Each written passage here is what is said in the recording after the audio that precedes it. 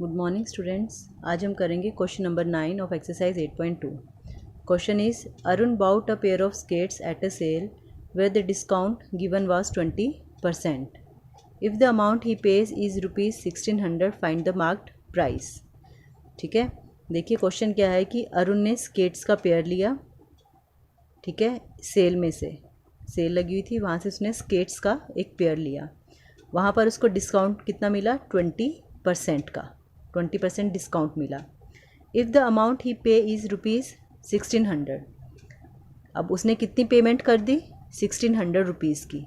तो आपको बताना है द मार्क्ड प्राइस, मतलब जो उसने स्केट्स लिए उसका एक्चुअल प्राइस कितना था, उस पर कितना प्राइस लिखा हुआ था, क्योंकि 1600 जो उसको मिले उसको आफ्टर डिस्काउंट मिले।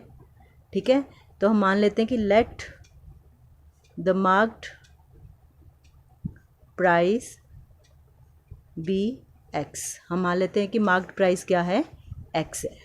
ठीक है, now according to question X, ये तो मार्क्ड प्राइस था, मार्क्ड प्राइस तो ज़्यादा होगा ना, क्योंकि उसने डिस्काउंट के बाद लिया है। मान लेते हैं मार्क्ड प्राइस एक्स है minus 20% of X equal to ₹1600।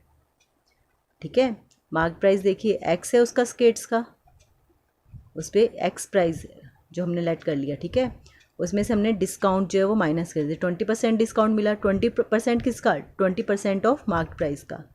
ठीक है, और डैट इज़ इक्वल टू 1600।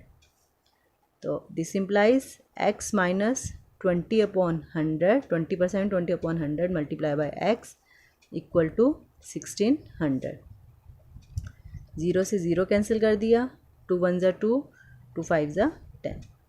तो ये हो गया x माइनस एक्स 1 ज़ा x/5 इक्वल टू 1600। ठीक है, एलसीएम लेके सॉल्व करेंगे क्योंकि फ्रैक्शन में है। इसे अपॉन 1 मान लीजिए, 5 आ गया, 1 5 ज़ा 5, ये आ गया 5x minus x equal to 1600। This implies 5x minus x कितना हो गया? 4x/5 equal to 1600। This implies x is equal to 1600 multiply 4/5, यहाँ के क्या हो जाएगा? 5/4, रेसिप्रोकल आ जाएगा। ठीक है, 4 का मल्टीप्लाई का रिलेशन है, डिवाइड में चला जाएगा, 5 का डिवाइड का रिलेशन मल्टीप्लाई में आ जाएगा। 4 1 ज़ा 4, 4 4 ज़ा 16, 0 0। This implies x is equal to 4 5 ज़ा 20, 2000। ठीक है, तो देयरफॉर मार्क्ड प्राइस, मतलब स्केट्स के ऊपर एक्चुअल प्राइस कितना था? ₹2000।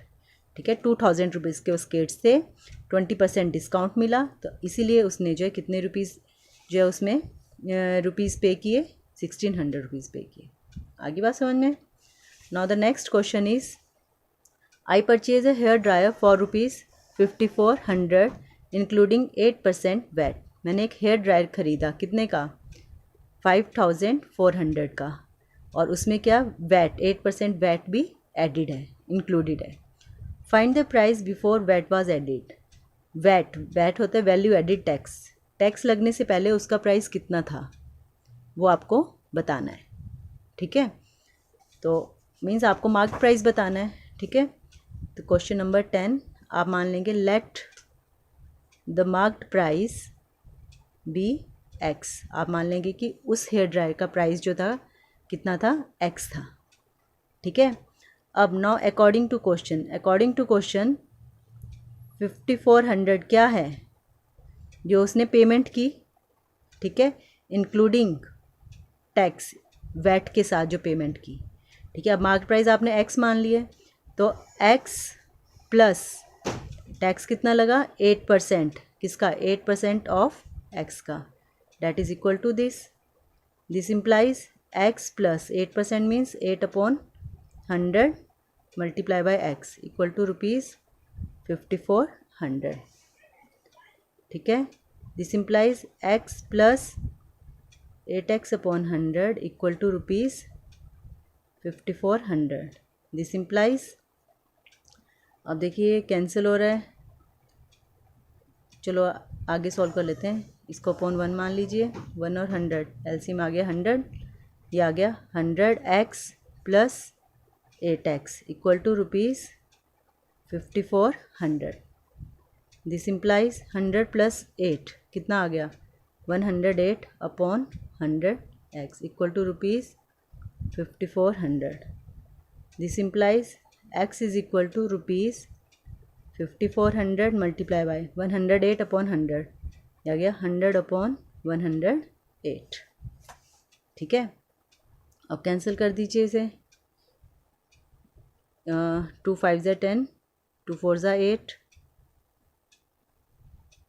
2 2 ज़ा 4, 2 7 ज़ा 14, 0 0, 2 2 ज़ा 4, 2 7 ज़ा 14, 2 1 ज़ा 2, 2 3 ज़ा 6, 2 5 ज़ा 10, 0,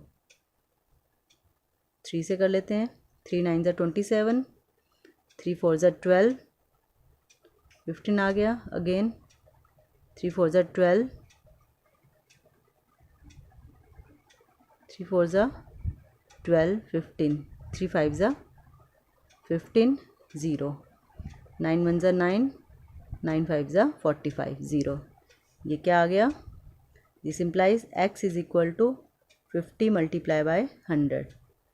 ठीक है, दिस इम्प्लाइज x कितना आ गया ₹5000। ठीक है, मतलब उस हेयर ड्रायर का mark price of hair dryer कितना था? Mark price of hair dryer ₹5000। ठीक है, 5000 रुपीज़ था और उस पर जो टैक्स लग गया। ठीक है, तो टैक्स के साथ उसने कितनी पेमेंट की? उसने पेमेंट की 5400। ठीक है, तो हमने इक्वेशन कैसे बनाई? हमें मार्क प्राइस निकालना था। हमें मान लिया मार्क प्राइस x है, 8% उस पर टैक्स लगा, तो 8% कितना? किसका? 8% ऑफ मार्क प्राइस का। ठीक है, that is equal to this. ये क्वेश्चन नंबर 9 और 10 इसको बार बार रीड करेंगे आप और ढंग से समझेंगे। और एक और चीज़ समझेंगे कि टैक्स जो है वो आपको पे करना पड़ता है। ठीक है, जो भी आप आइटम लोगे उसके साथ जो है टैक्स को आपको पे करना पड़ता है। ठीक है, और डिस्काउंट क्या होता है? डिस्काउंट होती है छूट। ठीक है, इन दोनों चीज़ों को अच्छे से समझना है। Okay, thank you, that's all for the day.